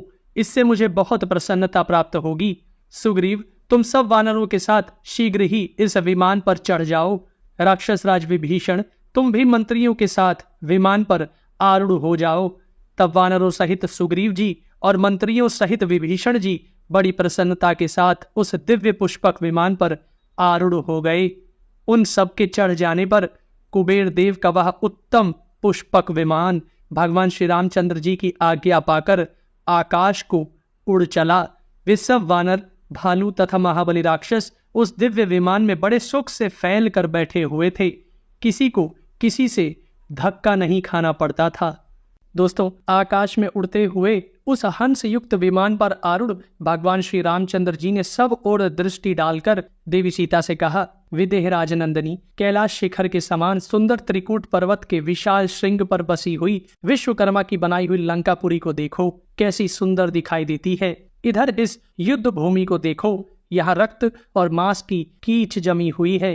सीते, इस युद्ध क्षेत्र में वानरों और राक्षसों का महान संहार हुआ है। विशाल लोचने, यह राक्षस राज रावण राख का ढेर बनकर सो रहा है। यह बड़ा भारी हिंसक था और इसे भगवान ब्रह्मा जी ने वरदान दे रखा था, किंतु तुम्हारे लिए मैंने इसका वध कर डाला है। यहीं पर मैंने कुंभकर्ण को मारा था। यही निशाचर प्रहस्त मारा गया है और इसी सम्रांगण में वानर वीर हनुमान ने धूम्राक्ष का वध किया है। यहीं सुषेण ने विद्युन्माली को मारा था और इसी रणभूमि में लक्ष्मण ने रावण पुत्र इंद्रजीत का संहार किया था। यहीं अंगद ने विकट नामक राक्षस का वध किया था। वह विरूपाक्ष तथा महापार्शव और महोदर भी यहीं मारे गए हैं। अकंपन तथा दूसरे बलवान राक्षस यहीं काल के गाल में डाले गए। त्रिशिरा, अतिकाय, देवांतक और नारांतक भी यहीं मार डाले गए थे। युद्धोन्मत्त और मत्त ये दोनों श्रेष्ठ राक्षस तथा कुंभ और निकुंभ ये कुंभकर्ण के दोनों पुत्र भी यहीं मृत्यु को प्राप्त हुए। वज्रदंष्ट्र और दंष्ट्र आदि बहुत से राक्षस यहीं काल के ग्रास बन गए। दुर्धर्ष वीर मकराक्ष को इसी युद्ध स्थल में मैंने मार गिराया था। अकंपन और राक्षस शोणिताक्ष का वध यहीं हुआ था। यूपाक्ष और प्रजंग भी इसी महासमर में मारे गए थे। राक्षस विद्युजीव यहीं मौत का ग्रास बना था। यज्ञ शत्रु और सुप्तग्न को भी यहीं मारा गया था। सूर्य शत्रु और ब्रह्म शत्रु नामक निशाचरों का भी यहीं वध किया गया था। यहीं रावण की भार्या मंदोदरी ने उसके लिए विलाप किया था। सुमुखी, यह समुद्र का तीर्थ दिखाई देता है जहाँ समुद्र पार करके हम लोगों ने वह रात्रि व्यतीत की थी। विशाल लोचने, खारे पानी के समुद्र में यह मेरा बंधवाया हुआ सेतु है। जो नल सेतु के नाम से विख्यात है। तुम्हारे लिए ही यह अत्यंत दुष्कर सेतु बांधा गया था। विदेह नंदनी, इस अक्षोभ्य वरुणालय समुद्र को तो देखो, जो अपार सा दिखाई देता है। शंख और सीपियों से भरा हुआ यह सागर कैसी गर्जना कर रहा है। मिथिलेश कुमारी, इस स्वर्णमय पर्वतराज हिरण्यनाभ को तो देखो, जो हनुमान जी को विश्राम देने के लिए समुद्र की जल राशि को चीरकर ऊपर को उठ गया था। यह समुद्र के उदर में ही विशाल टापू है, जहां मैंने सेना का पड़ाव डाला था। यही पूर्व काल में भगवान महादेव ने मुझ पर कृपा की थी। सेतु बांधने से पहले मेरे द्वारा स्थापित होकर वे यहाँ विराजमान हुए थे। इस पुण्य स्थल में विशालकाय समुद्र का तीर्थ दिखाई देता है, जो सेतु निर्माण का मूल प्रदेश होने के कारण सेतु बंध नाम से विख्यात तथा तीनों लोकों द्वारा पूजित होगा। यह तीर्थ परम पवित्र और महान पातकों का नाश करने वाला होगा। यही ये राक्षसराज विभीषण आकर मुझसे मिले थे। सीते, यह विचित्र वन प्रांत से सुशोभित किष्किंधा दिखाई देती है, जो वानरराज सुग्रीव की सुरमई नगरी है। यहाँ मैंने वाली का वध किया था। तदनंतर किष्किंधापुरी का दर्शन करके देवी सीता ने भगवान श्री राम से विनय पूर्वक कहा, महाराज, मैं सुग्रीव की तारा आदि भार्याओं तथा अन्य वानरेश्वरों की स्त्रियों को साथ लेकर आपके साथ अपनी राजधानी अयोध्या में चलना चाहती हूँ। विदेह नंदिनी सीता के ऐसा कहने पर श्री रघुनाथ जी ने कहा, ऐसा ही हो। फिर किष्किंधा में पहुंचने पर भगवान श्री रामचंद्र जी ने विमान ठहराया और सुग्रीव जी की ओर देखकर कहा, वानर श्रेष्ठ, तुम समस्त वानर यूथपतियों से कहो कि वे सब लोग अपनी अपनी स्त्रियों को साथ लेकर सीता के साथ अयोध्या चलें, तथा महाबली वानरराज सुग्रीव, तुम भी अपनी सब स्त्रियों के साथ चलने की शीघ्रता करो, जिससे हम लोग शीघ्र वहां पहुंच सके। दोस्तों, भगवान श्री रामचंद्र जी के ऐसा कहने पर उन सब वानरों से घिरे हुए वानरराज सुग्रीव ने शीघ्र ही अंतःपुर में प्रवेश करके तारा से भेंट की और इस प्रकार कहा, प्रिय, तुम मिथिलेश कुमारी देवी सीता का प्रिय करने की इच्छा से श्री रघुनाथ जी की आज्ञा के अनुसार सभी प्रधान महात्मा वानरों की स्त्रियों के साथ शीघ्र चलने की तैयारी करो। हम लोग इन वानर पत्नियों को साथ लेकर चलेंगे और उन्हें अयोध्यापुरी तथा महाराज दशरथ की सब रानियों का दर्शन कराएंगे। सुग्रीव की बात सुनकर सुंदरी तारा ने समस्त वानर पत्नियों को बुलाकर कहा, सखियों, सुग्रीव जी की आज्ञा के अनुसार तुम सब लोग अपने पतियों के साथ अयोध्या चलने के लिए शीघ्र तैयार हो जाओ। अयोध्या में पूर्ववासियों के साथ भगवान श्री रामचंद्र जी का जो अपने नगर में प्रवेश होगा, वह उत्सव हमें देखने को मिलेगा। हम वहां महाराज दशरथ की समस्त रानियों के वैभव का भी दर्शन करेंगे।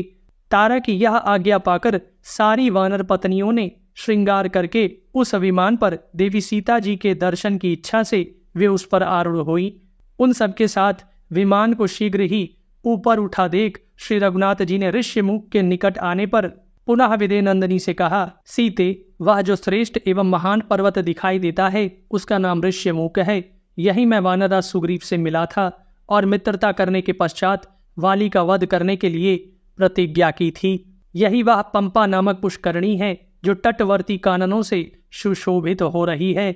यहाँ तुम्हारे वियोग से अत्यंत दुखी होकर मैंने विलाप किया था। इसी पंपा के तट पर मुझे धर्मपरायण देवी शबरी का दर्शन हुआ था।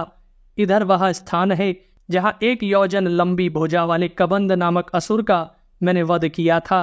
सीते, जन स्थान में वह विशाल वृक्ष दिखाई दे रहा है जहाँ बलवान पक्षी प्रवर जटायु तुम्हारी रक्षा करने के कारण रावण के हाथ से मारे गए थे।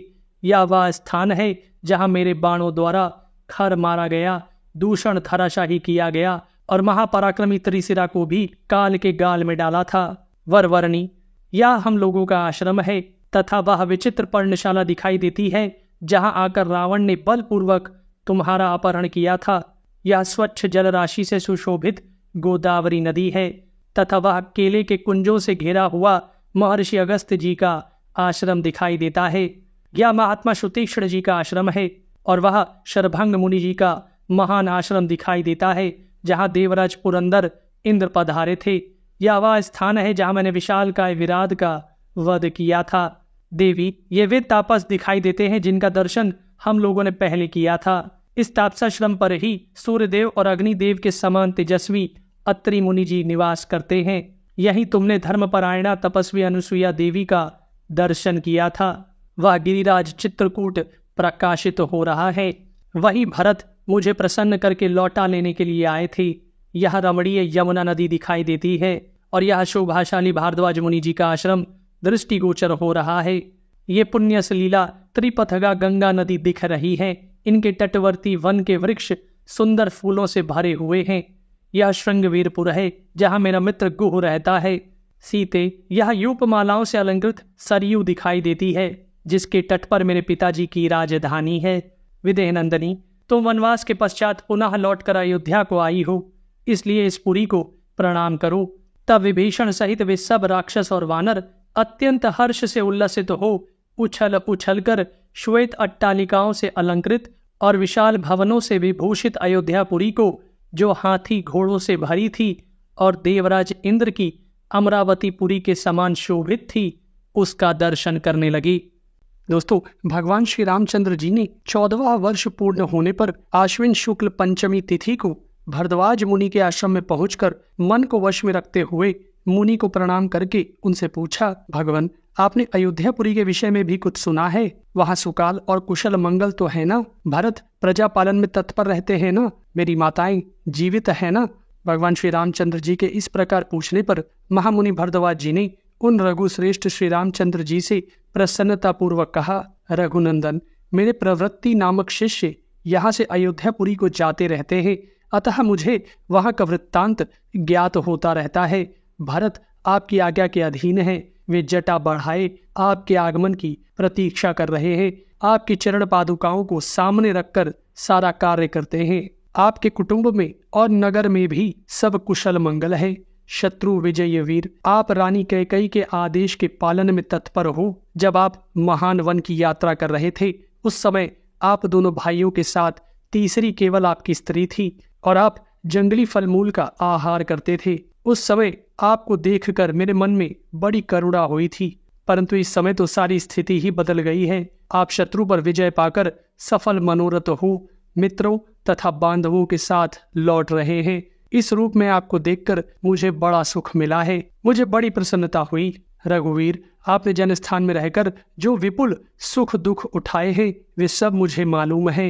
धर्मवत्सल, देवी सीता का अपहरण होना, कबंध का मिलना, सुग्रीव से आपकी मैत्री होना, आपके हाथ से वाली का मारा जाना, सीता की खोज, हनुमान का अद्भुत कर्म, नल के द्वारा समुद्र पर सेतु निर्माण, पुत्र, बंधु, मंत्री और सेना सहित अभिमानी रावण का आपके द्वारा युद्ध में वध होना, देवताओं के साथ आपका समागम होना तथा उनका आपको वर देना, ये सारी बातें मुझे तप के प्रभाव से ज्ञात है। श्रेष्ठ श्री राम, यहाँ मैं भी आपको एक वर देता हूँ।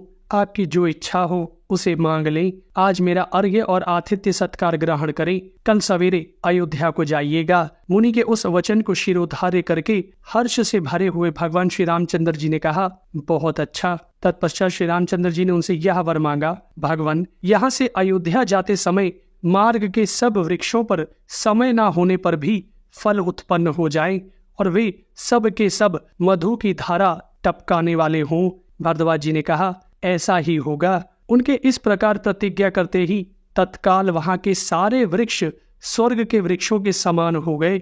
जिनमें फल नहीं थे उनमें फल आ गए, जिनमें फूल नहीं थे वे फूलों से सुशोभित होने लगे। सूखे हुए वृक्षों में भी हरे हरे पत्ते निकल आए और सभी वृक्ष मधु की धारा बहाने लगे। अयोध्या जाने का जो मार्ग था उसके आसपास के 3 योजन तक के वृक्ष ऐसे ही हो गए।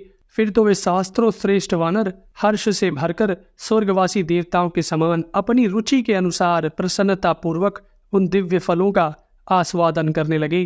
दोस्तों, महर्षि भरद्वाज जी के आश्रम पर उतरने से पहले विमान पर से ही अयोध्यापुरी का दर्शन करके भगवान श्री रामचंद्र जी ने विचार करके तेजस्वी वानरवीर हनुमान जी से कहा, कपि श्रेष्ठ, तुम शीघ्र ही अयोध्या में जाकर पता लो कि राजभवन में सब लोग कुशल तो है ना? श्रृंगवीरपुर में पहुंचकर निषाद राज गुह से मिलना और मेरी ओर से कुशल कहना। मुझे सकुशल, निरोग और चिंता रहित सुनकर उन्हें बड़ी प्रसन्नता होगी, क्योंकि निषाद राज मेरे मित्र हैं, मेरे लिए आत्मा के समान है। निषाद राज गुह प्रसन्न होकर तुम्हें अयोध्या का मार्ग और भरत का समाचार बताएंगे। पवन पुत्र, भरत के पास जाकर तुम मेरी ओर से उनका कुशल पूछना और उन्हें सीता एवं लक्ष्मण सहित मेरे सफल मनोरथ होकर लौटने का समाचार बताना। भरत से यह भी निवेदन करना कि श्री राम शत्रुओं को जीतकर राक्षस राज विभीषण, वानरराज सुग्रीव तथा अपने अन्य वानर मित्रों के साथ आ रहे हैं और प्रयागराज भरद्वाज मुनि जी के आश्रम तक आ पहुंचे हैं। यह बात सुनकर भरत की जैसी मुख मुद्रा हो उस पर ध्यान रखना और समझना तथा भरत का मेरे प्रति जो कर्तव्य या बर्ताव हो उसको भी जानने का प्रयत्न करना। वहां के सारे वृत्तांत तथा भरत की चेष्टाएं तुम्हें यथार्थ रूप से जाननी चाहिए। मुख की कांति, दृष्टि और बातचीत से उनके मनोभाव को समझने की चेष्टा करनी चाहिए। समस्त मनोवांछित भोगों से संपन्न तथा हाथी घोड़ों और रथों से भरपूर पूर्वजों का राज्य सुलभ हो तो वह किसके मन को नहीं पलट देता। यदि कैकेयी की संगति अथवा चिरकाल तक राज्य वैभव का संसर्ग होने से श्रीमान भरत स्वयं ही राज्य पाने की इच्छा रखते हो तो वे बेखटके संपूर्ण भूमंडल का राज्य करें। मुझे उस राज्य को नहीं लेना है। उस दशा में हम कहीं अन्यत्र रहकर तपस्वी जीवन व्यतीत करेंगे। भगवान श्री रामचंद्र जी के इस प्रकार आदेश देने पर पवन पुत्र हनुमान जी मनुष्य का रूप धारण करके तीव्र गति से अयोध्या की ओर चल दिए। देवी गंगा और यमुना नदी के संगम को पार करके श्रृंगवीरपुर में पहुंचकर पराक्रमी हनुमान जी निषाद राज गुह से मिले और बड़े हर्ष के साथ सुंदर वाणी में बोले, तुम्हारे मित्र सत्य पराक्रमी श्री रामचंद्र जी देवी सीता और लक्ष्मण जी के साथ आ रहे हैं और उन्होंने तुम्हें अपना कुशल समाचार कहलाया है। वे प्रयाग में है और महर्षि भरद्वाज जी के कहने से उन्हीं के आश्रम में आज पंचमी की रात बिताकर कल उनकी आज्ञा ले वहां से चलेंगे। तुम्हें यहीं श्री रघुनाथ जी के दर्शन होंगे। निषाद राज गुह से यूं कहकर हनुमान जी बिना कोई सोच विचार किए बड़े वेग से आगे को उड़ चले। हनुमान जी मार्ग में पड़ने वाले परशुराम तीर्थ, वालुकिनी नदी, वरुथी, गोमती और भयानक सालवन को लांग गए और नंदीग्राम के समीपवर्ती वृक्षों के पास जा पहुंचे।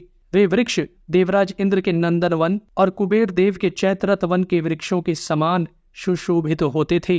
अयोध्या से 1 कोस की दूरी पर उन्होंने आश्रमवासी भरत जी को देखा जो चीर वस्त्र और काला मृगचर्म धारण किए दुखी एवं दुर्बल दिखाई देते थे। उनके सिर पर जटा बढ़ी हुई थी। फल मूल ही उनका भोजन था। वे इंद्रियों का दमन करके तपस्या में लगे हुए थे और धर्म का आचरण करते थे। भगवान श्री रामचंद्र जी की दोनों चरण पादुकाओं को आगे रखकर वे पृथ्वी का शासन करते थे। उनके मंत्री, पुरोहित और सेनापति भी योग युक्त होकर वहां रहते थे और गेरुए वस्त्र पहनते थे। अयोध्या के वे धर्मानुरागी पुरवासी भी उन राजकुमार भरत जी को उस दशा में छोड़कर स्वयं भोग भोगने की इच्छा नहीं करते थे। मनुष्य देह धारण करके आए हुए पवन कुमार हनुमान जी उन धर्मज्ञ भरत जी के पास पहुंचकर उनसे हाथ जोड़कर बोले, देव, आप दंडकारण्य में चीर वस्त्र और जटा धारण करके रहने वाले जिन श्री रघुनाथ जी के लिए निरंतर चिंतित रहते हैं, उन्होंने आपको अपना कुशल समाचार कहलाया है और आपका भी पूछा है। अब आप इस दारुण शोक को त्याग दीजिए। मैं आपको बड़ा प्रिय समाचार सुना रहा हूँ। आप शीघ्र ही अपने भाई श्री रामचंद्र जी से मिलेंगे। भगवान श्री रामचंद्र जी रावण को मारकर देवी सीता, लक्ष्मण जी तथा अपने महाबली वानर मित्रों के साथ आ रहे हैं। हनुमान जी के ऐसा कहते ही कैकेयी कुमार भरत जी सहसा आनंद विभोर हो पृथ्वी पर गिर पड़े और हर्ष से मूर्छित हो गए। तत्पश्चात 2 घड़ी के उपरांत उन्हें चेत हुआ और वे उठकर खड़े हो गए।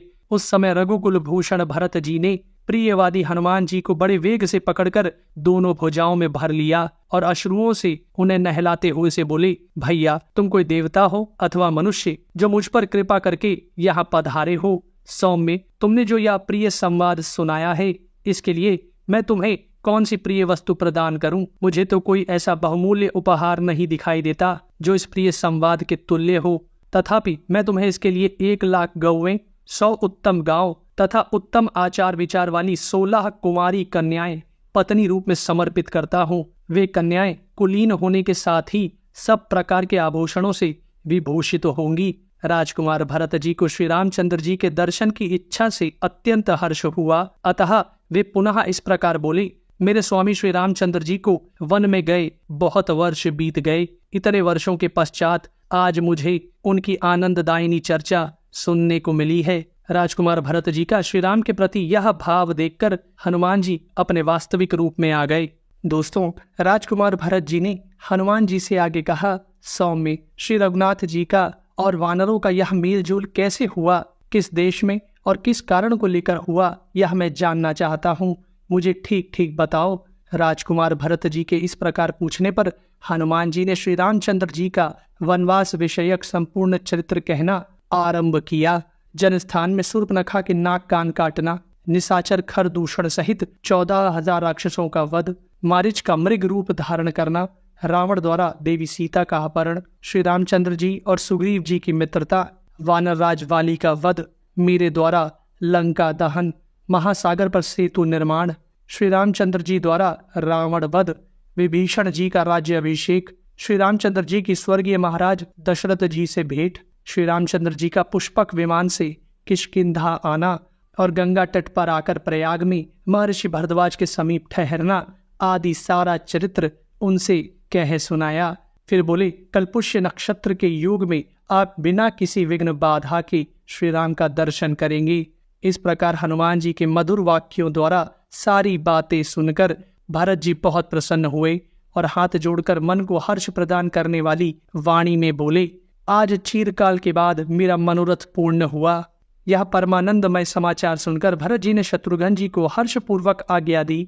शुद्धाचारी पुरुष कुल देवताओं का तथा नगर के सभी देवस्थानों का गाजे बाजे के साथ सुगंधित पुष्पों द्वारा पूजन करें। स्तुति और पुराणों के जानकार सूत, समस्त वैतालिक, बाजे बजाने में कुशल सब लोग, सभी गणिकाएं, राजरानियां, मंत्रीगण, सेनाएं, सैनिकों की स्त्रियां तथा सभी वर्ण के मुखिया लोग श्री रामचंद्र जी के मुख चंद्र का दर्शन करने के लिए नगर से बाहर चलें।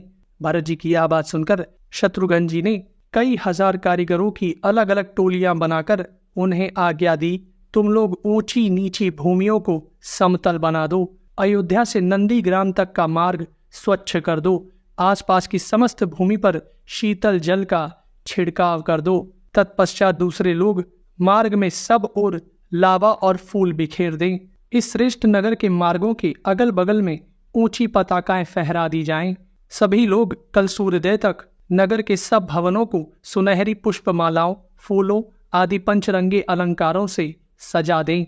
राजमार्ग पर अधिक भीड़ ना हो, इसकी व्यवस्था के लिए सैकड़ों मनुष्य सब ओर लग जाएं। शत्रुघ्न जी का वह आदेश सुनकर सभी लोग बड़ी प्रसन्नता के साथ उसके पालन में लग गए। दृष्टि, जयंत, विजय, सिद्धार्थ, अर्थ साधक, अशोक, मंत्रपाल और सुमंत्र जी, ये 8 मंत्री ध्वजा और आभूषणों से विभूषित मत वाले हाथियों पर चढ़कर चले। दूसरे बहुत से महारथी वीर सुनहरे रस्सों से कसी हुई हथनियों, हाथियों, घोड़ों और रथों पर सवार होकर निकले। ध्वजा पताकाओं से विभूषित हजारों अच्छे अच्छे घोड़ों और घुड़सवारों तथा हाथों में शक्ति, रिष्टि और पाश धारण करने वाले सहस्त्रों पैदल योद्धाओं से घिरे हुए वीर पुरुष भगवान श्री रामचंद्र जी की अगवानी के लिए गए। तदनंतर महाराज दशरथ जी की सभी रानियां सवारियों पर चढ़कर देवी कौशल्या और सुमित्रा देवी को आगे करके निकली तथा रानी कैकेयी सहित सब की सब नंदीग्राम में आ पहुंची। भरत जी ने जब देखा कि अयोध्यापुरी के सभी नागरिक नंदीग्राम में आ गए हैं, तब उन्होंने हनुमान जी से कहा, वानरवीर, वानरों का चित्त स्वभावतः चंचल होता है, कहीं आपने भी उसी गुण का सेवन तो नहीं किया है? श्री रामचंद्र जी के आने का झूठा ही समाचार तो नहीं सुना दिया है? क्योंकि मुझे अभी तक श्री रामचंद्र जी के दर्शन नहीं हो रहे हैं। भरत जी के इस प्रकार कहने पर हनुमान जी ने भरत जी से कहा, परंतप महर्षि भरद्वाज जी ने सेना सहित श्री रघुनाथ जी का आतिथ्य सत्कार किया है। मुनिवर भरद्वाज जी की कृपा तथा देवराज इंद्र के वरदान से मार्ग के सभी वृक्ष सदा फलने फूलने वाले हो गए हैं और उनसे मधु की धाराएं गिरती हैं। उन्हें पाकर वानर लोग अपनी भूख प्यास मिटाने लगे हैं। किंतु देखिए, अब हर्ष से भरे हुए वानरों का कोलाहल सुनाई देता है। मालूम होता है इस समय वानर सेना गोमती को पार कर रही है। उधर सालवन की ओर देखिए, कैसी धूल की वर्षा हो रही है। मैं समझता हूँ वानर लोग रमणीय सालवन को आंदोलित कर रहे हैं। लीजिए, यह रहा पुष्पक विमान जो दूर से चंद्रमा के समान दिखाई देता है। इसी में विदेह राजकुमारी देवी सीता के साथ वे दोनों रघुवंशी वीर बंधु बैठे हैं और इसी में महातेजस्वी सुग्रीव जी तथा राक्षस राज विभीषण जी भी विराजमान हैं। हनुमान जी के इतना कहते ही स्त्रियों, बालकों, नवयुवकों और बूढ़ों सभी पुरवासियों के मुख से यह वाणी फूट पड़ी, अहो ये श्री रामचंद्र जी आ रहे हैं। उन नागरिकों का वह हर्षनाद स्वर्गलोक तक गूंज उठा। सब लोग हाथी, घोड़ों और रथों से उतर पड़े और पृथ्वी पर खड़े हो विमान पर विराजमान भगवान श्री रामचंद्र जी का उसी प्रकार दर्शन करने लगे जैसे लोग आकाश में प्रकाशित होने वाले चंद्रदेव का दर्शन करते हैं। दोस्तों, भरत जी श्री रामचंद्र जी की ओर दृष्टि लगाए हाथ जोड़कर खड़े हो गए। उनका शरीर हर्ष से पुलकित था। उन्होंने दूर से ही अर्घ्य पाद्य आदि के द्वारा भगवान श्री रामचंद्र जी का पूजन किया। इतने में ही श्री रामचंद्र जी की आज्ञा पाकर वह पुष्पक विमान पृथ्वी पर उतर आया। भगवान श्री रामचंद्र जी ने भरत जी को विमान पर चढ़ा लिया और भरत जी ने श्री रघुनाथ जी के पास पहुंचकर आनंद विभोर हो पुनः उनके श्री चरणों में साष्टांग प्रणाम किया। भगवान श्री रामचंद्र जी ने भरत जी को अपनी गोद में बिठा लिया और बड़े हर्ष के साथ उन्हें हृदय से लगाया। तत्पश्चात भरत जी ने लक्ष्मण जी से मिलकर उनका प्रणाम ग्रहण करके देवी सीता को बड़ी प्रसन्नता के साथ प्रणाम किया। इसके पश्चात भरत जी ने सुग्रीव जी, जाम्बान जी, अंगद, मयंद, द्विविद, नील, ऋषभ, सुषेण, नल, गवाक्ष, गंधमादन, शरभ और पनस का पूर्ण रूप से आलिंगन किया। राजकुमार भरत जी ने वानरराज सुग्रीव को हृदय से लगाकर उनसे कहा, सुग्रीव तुम हम चारों के पांचवे भाई हो, क्योंकि स्नेहपूर्ण उपकार करने से ही कोई भी मित्र होता है और मित्र ही अपना भाई होता है। इसके पश्चात भरत जी ने विभीषण को सांत्वना देते हुए उनसे कहा, राक्षस राज, बड़े सौभाग्य की बात है कि आपकी सहायता पाकर श्री रघुनाथ जी ने अत्यंत दुष्कर कार्य पूरा किया है। इसी समय वीर शत्रुघ्न जी ने भी श्री रामचंद्र जी और लक्ष्मण जी को प्रणाम करके देवी सीता जी के चरणों में विनय पूर्वक मस्तक झुकाया। माता कौशल्या शोक के कारण अत्यंत दुर्बल और कांतिहीन हो गई थीं। उनके पास पहुंचकर श्री रामचंद्र जी ने प्रणत हो उनके दोनों पैर पकड़ लिए और माता के मन को अत्यंत हर्ष प्रदान किया।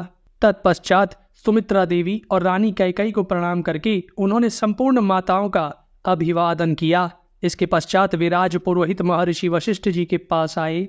उस समय अयोध्या के समस्त नागरिक हाथ जोड़कर श्री रामचंद्र जी से एक साथ बोल उठे, माता कौशल्या का आनंद बढ़ाने वाले महाबाहु श्री राम, आपका स्वागत है। भगवान श्री रामचंद्र जी ने देखा खिले हुए कमलों के समान नागरिकों की सहस्त्रों अंजलियां उनकी ओर उठी हुई हैं। तदनंतर धर्मज्ञ भरत जी मुख्य वर्ग के प्रधानों तथा हाथों में माला और मिष्ठान लिए मंत्रियों से घिरकर अपने बड़े भाई की चरण पादुकाओं को सिर पर धारण किए शंखों और भेरियों की गंभीर ध्वनि के साथ श्री रामचंद्र जी के पास आए तथा स्वयं ही श्री रामचंद्र जी की वे चरण पादुकाएं उनके चरणों में पहना दी और हाथ जोड़कर उस समय उनसे कहा, प्रभु मेरे पास धरोहर के रूप में रखा हुआ आपका यह सारा राज्य आज मैंने आपके श्री चरणों में लौटा दिया। आज मेरा जन्म सफल हो गया, मेरा मनोरथ पूरा हुआ। जो अयोध्या नरेश आप श्री रामचंद्र जी को पुनः अयोध्या में लौटा हुआ देख रहा हूँ। आप राज्य का राजकोष, कोठार, भवन और सेना सब देख लें। आपके प्रताप से ये सारी वस्तुएं पहले से 10 गुनी हो गई हैं। भ्रातृवत्सल भरत जी को इस प्रकार कहते देख समस्त वानर तथा राक्षस राज विभीषण जी नेत्रों से अश्रु बहाने लगे। इसके पश्चात श्री रघुनाथ जी भरत जी को बड़े हर्ष और स्नेह के साथ विमान द्वारा ही सेना सहित उनके आश्रम पर गए। भरत जी के आश्रम में पहुंचकर सेना सहित श्री रघुनाथ जी विमान से उतरकर भूतल पर खड़े हो गए। उस समय श्री रामचंद्र जी ने उस उत्तम विमान से कहा, विमान राज, मैं तुम्हें आज्ञा देता हूँ, अब तुम यहाँ से देव प्रवर कुबेर देव के पास ही चले जाओ और उन्हीं की सवारी में रहो। श्री रामचंद्र जी की आज्ञा पाकर वह परम उत्तम विमान उत्तर दिशा को लक्ष्य करके कुबेर देव के स्थान पर चला गया। दोस्तों, तत्पश्चात श्री रघुनाथ जी ने अपने सखा पुरोहित महर्षि वशिष्ठ जी के पुत्र सुयज्ञ जी के उसी प्रकार चरण छुए जैसे देवराज इंद्र भगवान बृहस्पति जी के चरणों को स्पर्श करते हैं। फिर उन्हें एक सुंदर पृथक आसन पर विराजमान करके उनके साथ ही दूसरे आसन पर वे स्वयं भी बैठे तत्पश्चात भरत जी ने मस्तक पर अंजलि बांधकर अपने बड़े भाई श्री रामचंद्र जी से कहा, आपने मेरी माता का सम्मान किया और यह राज्य मुझे दे दिया। जैसे आपने मुझे दिया उसी प्रकार मैं अब पुनः आपको वापस दे रहा हूँ। मैं इस राज्य रूपी भारी भार को उठाने में असमर्थ हूँ। रघुनंदन, अब तो हमारी यही इच्छा है कि जगत के सभी लोग आपका राज्य अभिषेक देखें तथा जब तक नक्षत्र मंडल घूमता है और जब तक यह पृथ्वी स्थित है तब तक आप इस संसार के स्वामी बने रहें। भरत जी की यह बात सुनकर भगवान श्री रामचंद्र जी ने तथास्तु कहकर उसे मान लिया। फिर शत्रुघ्न जी की आज्ञा से निपुण नाई बुलाए गए जिनके हाथ हल्के और तेज चलने वाले थे। तदनंतर जटा का शोधन करके पहले भरत जी ने स्नान किया, फिर महाबली लक्ष्मण जी ने, तत्पश्चात वानरराज सुग्रीव जी और राक्षस राज विभीषण जी ने भी स्नान किया तथा अंत में भगवान श्री राम जी ने स्नान किया। तत्पश्चात वीर शत्रुघ्न जी ने श्री रामचंद्र जी और लक्ष्मण जी को श्रृंगार धारण कराया। उस समय महाराजा दशरथ की सभी रानियों ने स्वयं अपने हाथों से देवी सीता जी का मनोहर श्रृंगार किया। पुत्र वत्सला देवी कौशल्या ने अत्यंत हर्ष और उत्साह के साथ समस्त वानर पत्नियों का सुंदर श्रृंगार किया। तत्पश्चात शत्रुघ्न जी की आज्ञा से सारथी सुमंत्र जी एक सर्वांग सुंदर रथ जोत कर ले आए। उस रथ को खड़ा देख भगवान श्री रामचंद्र जी उस रथ पर आरूढ़ हो गए। सुग्रीव जी और हनुमान जी दोनों देवराज इंद्र के समान कांतिमान थे। वे दोनों ही स्नान करके दिव्य वस्त्रों से विभूषित हो नगर की ओर चले। सुग्रीव जी की पत्नियां और देवी सीता जी समस्त आभूषणों से विभूषित और सुंदर कुंडलों से अलंकृत हो नगर देखने की उत्सुकता मन में लिए सवारियों पर चली।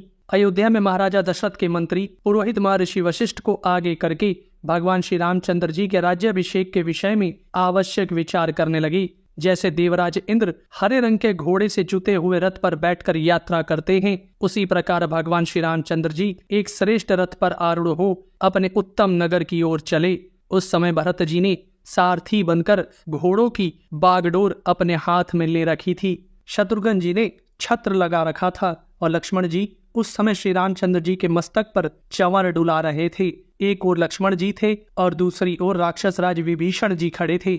उन्होंने दूसरा श्वेत चंवर हाथ में ले रखा था। उस समय आकाश में खड़े हुए ऋषियों तथा मरुदगणों सहित देवताओं के समुदाय श्री रामचंद्र जी के स्तवन की मधुर ध्वनि सुन रहे थे। तदनंतर वानरराज सुग्रीव जी शत्रुंजय नामक पर्वताकार गजराज पर आरूढ़ हुए। वानर लोग 9000 हाथियों पर चढ़कर यात्रा कर रहे थे।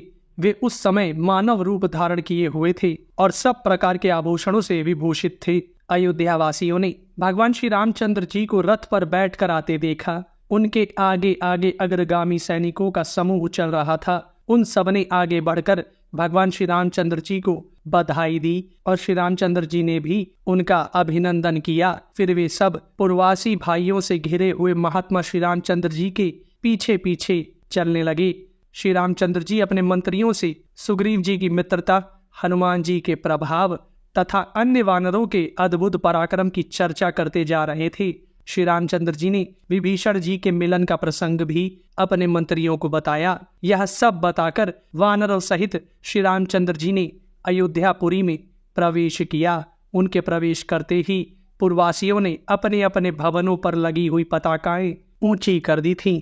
दोस्तों, तत्पश्चात श्री रामचंद्र जी इक्ष्वाकु वंशी राजाओं के उपयोग में आए हुए पिता के रमणीय भवन में गए। उस समय रघुकुल नंदन राजकुमार श्री रामचंद्र जी ने पिताजी के भवन में प्रवेश करके माता कौशल्या, सुमित्रा देवी और रानी कैकेयी के चरणों में मस्तक झुकाकर भरत जी से मधुर वाणी में कहा, भरत, मेरा जो अशोक वाटिका से घिरा हुआ भवन है वह सुग्रीव को दे दो। भगवान श्री रामचंद्र जी की आज्ञा सुनकर भरत जी ने सुग्रीव जी को उस विशाल भवन में ठहरा दिया। तत्पश्चात भरत जी ने वानरराज सुग्रीव से कहा, प्रभु, भगवान श्री रामचंद्र जी के अभिषेक के निमित्त जल लाने के लिए आप अपने दूतों को आज्ञा दीजिए। तब सुग्रीव जी ने उस समय 4 श्रेष्ठ वानरों जामवान जी, हनुमान जी, गवय और ऋषभ को सब प्रकार के रत्नों से विभूषित 4 सोने के घड़े देकर कहा, वानरों, तुम लोग कल प्रातः काल ही चारों समुद्रों के जल से भरे हुए घड़ों के साथ उपस्थित रहकर आवश्यक आदेश की प्रतीक्षा करो। सुग्रीव जी के इस प्रकार आदेश देने पर वे वानर तत्काल आकाश में उड़ चले। ये सभी वानर चारों समुद्रों से और 500 नदियों से भी सोने के बहुत से कलश भर लाए। शक्तिशाली जामवान जी कलश लेकर गए और उसमें पूर्व समुद्र का जल भरकर ले आए। ऋषभ दक्षिण समुद्र से शीघ्र ही एक सोने का घड़ा भर लाए। वेगशाली गवय एक कलश के द्वारा पश्चिम दिशा के महासागर से शीतल जल भर लाए। तीव्र गति से चलने वाले पवन पुत्र हनुमान जी उत्तरवर्ती महासागर से शीघ्र जल ले आए।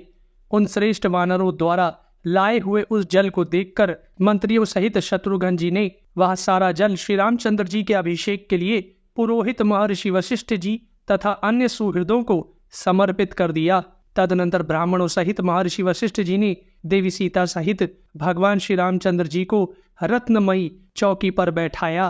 तत्पश्चात जैसे 8 वसुओं ने देवराज इंद्र का अभिषेक कराया था, उसी प्रकार महर्षि वशिष्ठ जी, महर्षि वामदेव जी, महर्षि जाबाली जी, महर्षि कश्यप जी, महर्षि कात्यायन जी, महर्षि सुयज्ञ जी, महर्षि गौतम जी और विजय, इन 8 मंत्रियों ने जल के द्वारा देवी सीता सहित भगवान श्री रामचंद्र जी का अभिषेक कराया।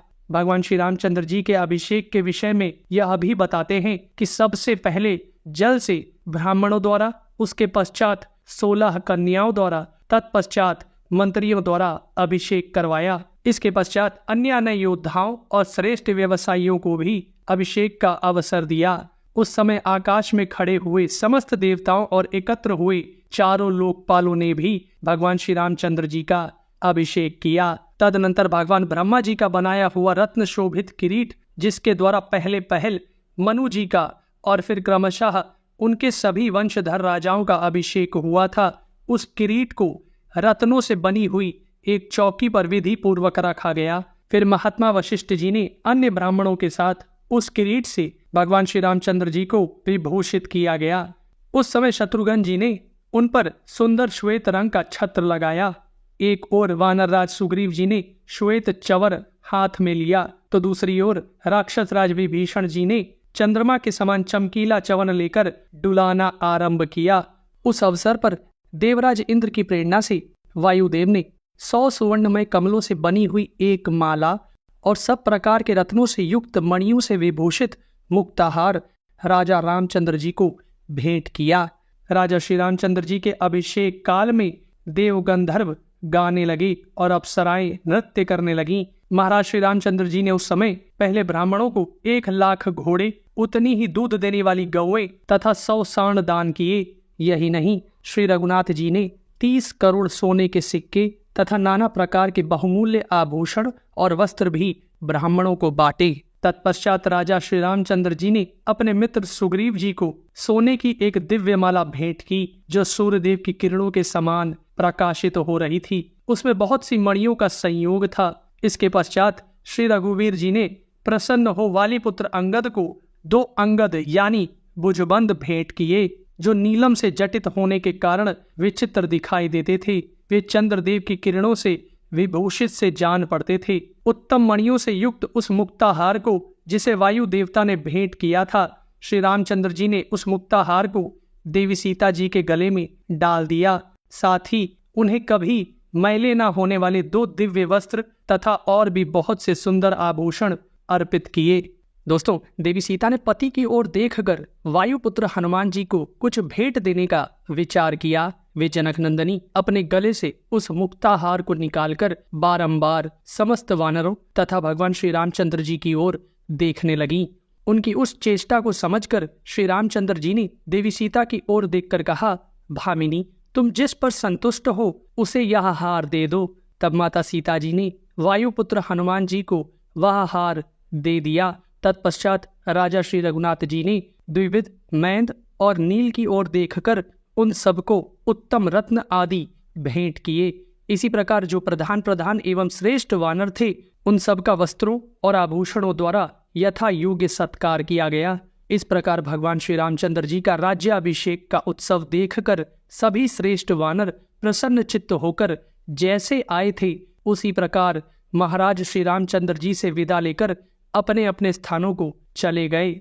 वानर श्रेष्ठ सुग्रीव जी ने भी भगवान श्री रामचंद्र जी के राज्याभिषेक का उत्सव देखकर उनसे पूजित हो अपनी किष्किंधापुरी में प्रवेश किया। धर्मात्मा विभीषण जी भी अपने कुल का वैभव, अपना राज्य पाकर अपने साथी निशाचरों के साथ लंकापुरी को चले गए। महायशस्वी श्री रघुनाथ जी बड़े आनंद से समस्त राज्य का शासन करने लगे। भगवान श्री रामचंद्र जी ने लक्ष्मण जी से कहा, लक्ष्मण, हमारे पिता, पितामह और प्रपितामहों ने जिस राज्य भार को पहले धारण किया था, उसी को मेरे ही समान तुम भी युवराज पद पर स्थित होकर धारण करो। परंतु भगवान श्री रामचंद्र जी के सब प्रकार से समझाने और नियुक्त किए जाने पर भी जब लक्ष्मण जी ने उस पद को नहीं स्वीकार किया, तब श्री रामचंद्र जी ने भरत जी को युवराज पद पर अभिषिक्त किया। महाराज श्री रामचंद्र जी ने अनेक बार पौंडरिक, अश्वमेध, वाजपेय तथा अन्य नाना प्रकार के यज्ञों का अनुष्ठान किया।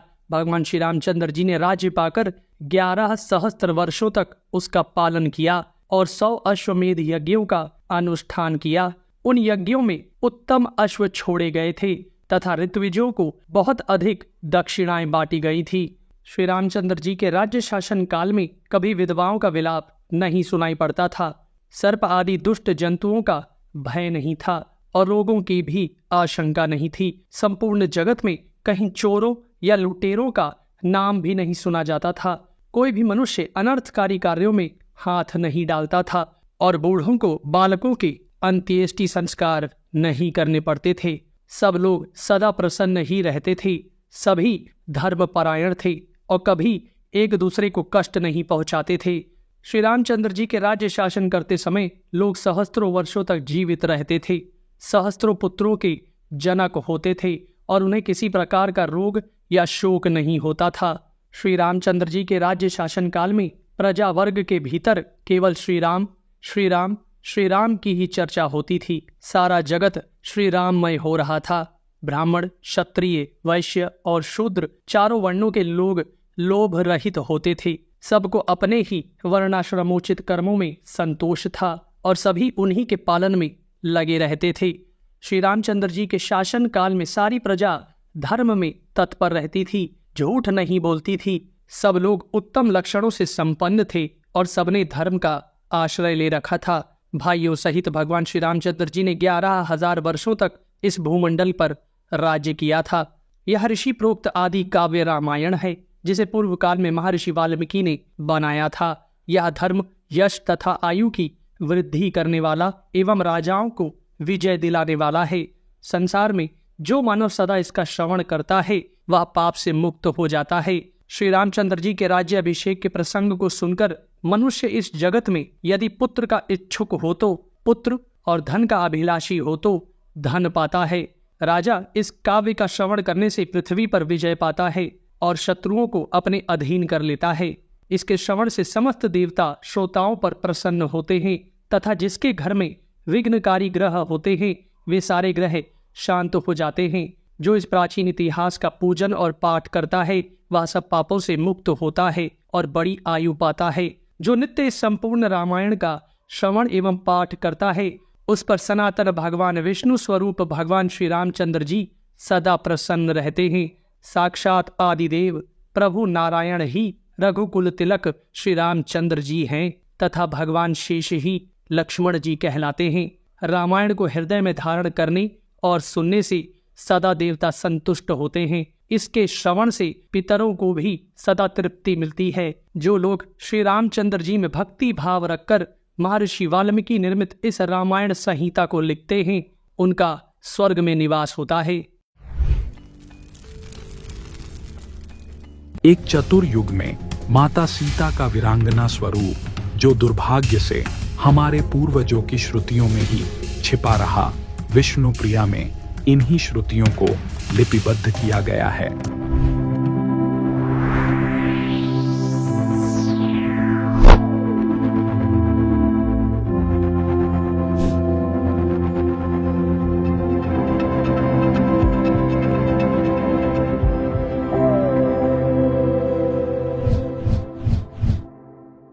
हम अपने सभी व्यूअर्स से अनुरोध करते हैं कि कृपा कर इस पुण्य कार्य में हमारा सहयोग दें।